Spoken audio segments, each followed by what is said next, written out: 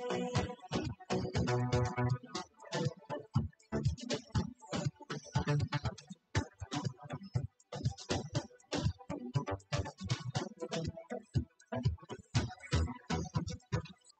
evening, I'm Hafiz Marzukhi. Here's the top story for tonight.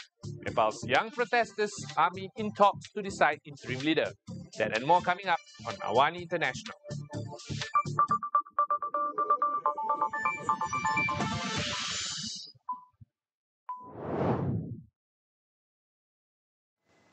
Nepal's army has resumed talks with protesters to choose a new interim leader following violent demonstrations that have left at least 30 people dead and more than 1,000 injured. The protesters are now backing former Chief Justice Sushila Kaki as a likely candidate after the widespread unrest forced Prime Minister KP Sharma Oli to resign. Kathmandu is still under curfew following the unrest. The army says the restrictions will remain in place for most of the day. International flights have resumed, and protesters say no further demonstrations are planned for now. The country's worst protest in decades started with a social media ban lifted only after 19 deaths as police used tear gas and rubber bullets on crowds. The movement quickly escalated into a full-blown anti-government campaign, with parliament and ministers' homes set on fire as young people voiced their frustration over corruption and the country's bleak economic outlook.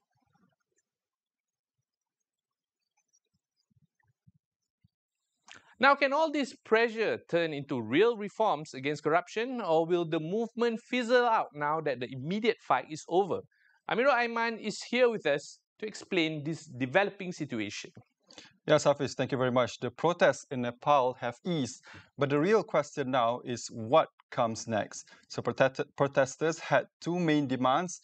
First, lift the social media ban, and that's already happened. Second, tackle corruption, which they say is hardwired into the system. But how that's going to happen, still very unclear. Now let's rewind. This has been called a Gen Z protest because most of those on the streets are college students. It all began with a social media ban. Young people were outraged at free speech being cut off. But very quickly, it grew into something much bigger. One of the sparks was online. Two hashtags went viral, hashtag NepoBaby and hashtag NepoKids. They exploded after videos showed children of Nepalese politicians living lavish lifestyles. For protesters, it summed up everything they were angry about: nepotism, inequality, and the sense that the elite live one life while ordinary people struggle with another. That anger spilled off the phone screen and onto the street surface. So we are clear with their demands. Now, what is the next step? The big question is, who will fill the current political void? Right now, young Nepalese are pushing for real change, Hafiz. They've backed a former Chief Justice, Sushila Karki, like you mentioned earlier, to lead an interim government, but it isn't clear what's the next steps following discussions with the army leadership, which stepped in to maintain order following the unrest. Now, keeping in mind, this uprising was not led by a single leader or political party. It started from a social media call-out that mobilized young people everywhere, and that makes it both powerful and unpredictable. What's clear is that there is now a power vacuum. It took only 2 days of protests for Nepal power structures to collapse last week, which led to the Prime Minister stepping down, senior officials resigned and left the country. Constitutionally, the president, who largely plays a ceremonial role, should invite the leader of the largest parliamentary party to form a government. The coming weeks will be critical in determining how the country moves forward. Forming a government is the first step. Reforming the courts, the Electoral Commission, and creating independent watchdogs. Those are the steps needed to make the system work for everyone. So yes, the protests have calmed for now, but the anger is real, the demands are huge, and the next few weeks will decide whether Nepal gets genuine reform or just another reshuffling of the old guard, Hafiz. Thanks, Amirul. We'll be keeping a close eye on the situation as it develops. More coming up after the break. Stay tuned.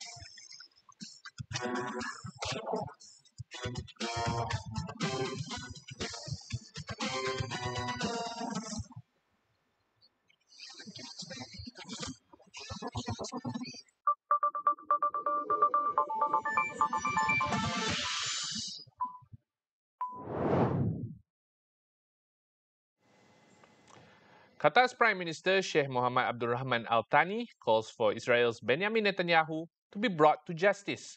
Describing Israel's strike on Hamas leaders in Doha as state terrorism, he says the attack has left Qatar feeling angered and betrayed. Earlier, Netanyahu threatened more assassinations of Hamas leaders in Qatar if Doha fails to expel the group's officials. He also urged other countries to praise Israel for its bombing campaign across the Middle East. In response, Qatar's Foreign Affairs Ministry called Netanyahu's remarks a shameful attempt to justify an attack on Qatari territory, but reiterated the country would continue its role as a regional mediator. In just 3 days, Israel has launched attacks in Gaza, Yemen, Lebanon, Syria, Tunisia, and Qatar, while carrying out daily raids in the occupied West Bank. Its attack in Yemen on Wednesday killed at least 35 people. Canada is reviewing its relationship with Israel following its recent strike on Hamas leaders in Qatar, but officials have not provided details on what that review might mean. Defense Minister Anita Anand says that the attack was unacceptable, especially given Qatari attempts to facilitate peace in the Middle East. Anand made her comments when asked whether Canada might follow the lead of the European Commission, which said it would propose the suspension of trade-related measures in an EU agreement with Israel in response to the attack. The attack drew widespread condemnation from Western leaders, including Canadian Prime Minister Mark Carney, who called the Israeli airstrike an intolerable expansion of violence. Back in July, Carney announced that Canada would recognize Palestinian statehood, a decision that sparked strong objections from Israel. Israeli President Isaac Herzog says his meeting with British Prime Minister Keir Starmer at Downing Street on Wednesday is marked by sharp disagreements over Gaza and Palestinian statehood. He describes the talks as tough and candid. The meeting came just a day after Israel expanded its campaign against Hamas by striking the group's political leadership in Qatar. Herzog said he challenged Starmer on both the statehood initiative and the issue of humanitarian aid, and invited Britain to send a fact-finding mission to Israel. Downing Street confirmed that Starmer pressed Herzog to change course in Gaza, citing the humanitarian crisis. He urged Israel to allow greater aid access and to halt offensive operations. Britain, a close ally of Doha, condemned the airstrike as a violation of sovereignty that undermined peace efforts. UK also recently barred Israeli officials from its largest defense trade exhibition, and Starmer has come under mounting pressure within his party to adopt a harder line against Israel.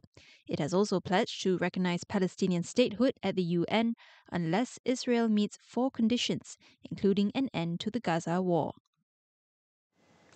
Mexico is moving to impose tariffs of up to 50% on cars and other products from China and several Asian exporters. The move comes as President Claudia Sheinbaum gets ready for talks on North America's free trade deal, signaling closer alignment with U.S. protectionist policies and an effort to appease Washington.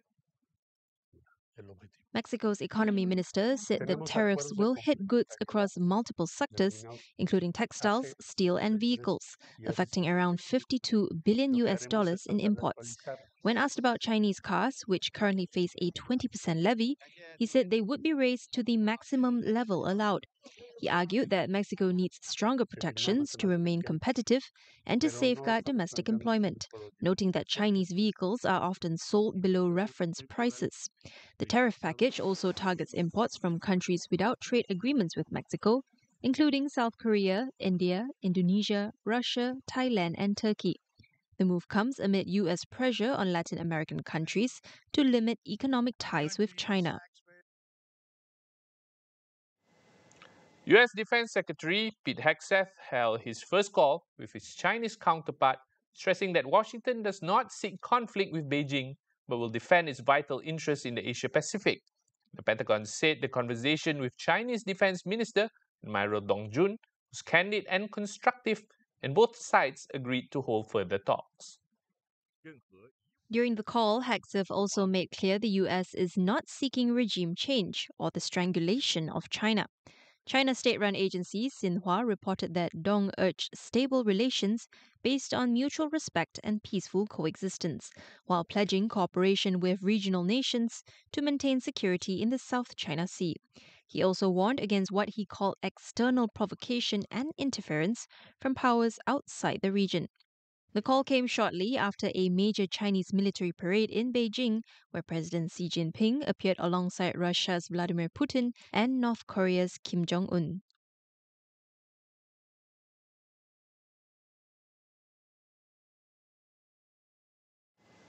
South Korean President Lee Jae-myung warns that Korean companies will be hesitant about investing in the US following a massive immigration raid at a Hyundai plant in the state of Georgia last week. More than 300 South Koreans who were arrested in the raid have now been released from detention and are due to arrive home Friday after having their release delayed by more than a day. A South Korean Foreign Ministry official said the pause was ordered by President Donald Trump to see if the workers would stay in the U.S. to continue working and training American staff. However, officials in Seoul say only one has agreed, with the rest set to fly back to South Korea. Lee called the situation extremely bewildering, saying it is common practice that Korean companies send staff to set up factories in the U.S. Last week, U.S. immigration authorities detained 475 people at the battery facility, one of Georgia's largest foreign investment projects, including more than 300 South Korean nationals alleged to be working illegally. LG Energy Solution, which runs the plant with Hyundai, said many of those arrested held valid visas or were under a visa waiver program.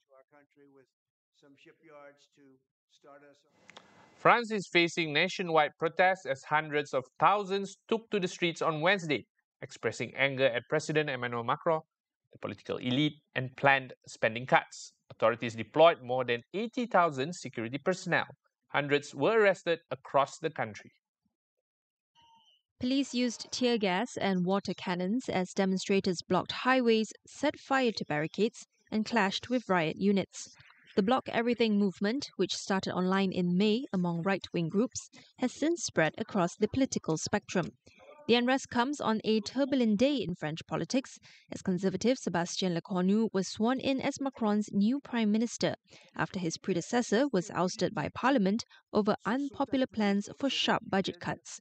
Protesters say the movement reflects deep frustration with a ruling elite they view as dysfunctional and focused on austerity, especially after proposals to slash 44 billion euros in government spending. They are demanding an end to austerity policies and calling for snap elections. The Philippines says it strongly protests China's plan to establish a nature reserve at the Scarborough Shoal in the long-disputed South China Sea.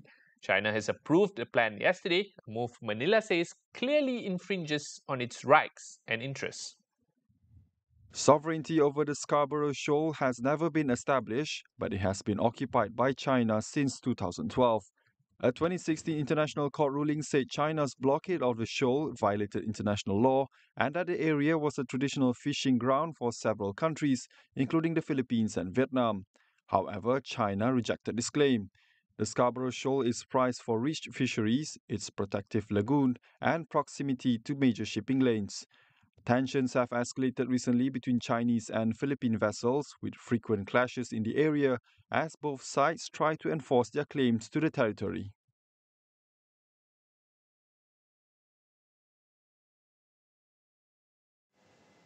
That report wraps up AWANI International tonight. Stay with us as we track the rivalries, strategies, and power shifts shaping the new global order. For more, head to international.astroawani.com and follow us on social media as well. I'm Hafiz Marzukhi. Thanks for watching and good night.